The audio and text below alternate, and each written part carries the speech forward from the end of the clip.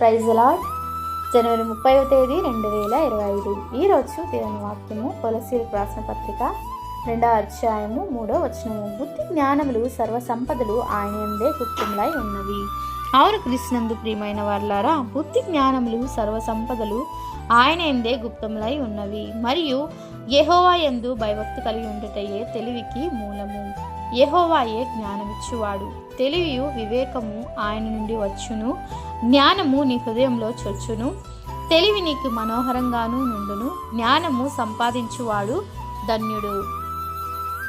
వివేచన కలిగి నరుడు ధన్యుడు. వెండి సంపాదించుట కంటే జ్ఞానమును సంపాదించుట మేలు. అపరంజి సంపాదించుట కంటే జ్ఞాన లాభం పొందటం మేలు. అవును క్రీస్తునందు ప్రియమైన వారలారా, దేవుడు జ్ఞానమిచ్చువాడు. దేవుడు అంటున్నాడు, నా కుమారుడా, నీవు ఆలకించి నా మాటలు గైకనెడల నీవు దీర్ఘాయుష్మంతుడగుదువు. జ్ఞాన మార్గమును నీకు నేను బోధించదను. యథార్థ మార్గంలో నేను నిన్ను నడిపించదను. ఈ వాగ్దానం మనందరి జీవితంలో నెరవేరునుగాక. ఆమేన్. ప్రేయర్ టవర్ మినిస్ట్రీస్లో మీ సహోదరి. God bless you all.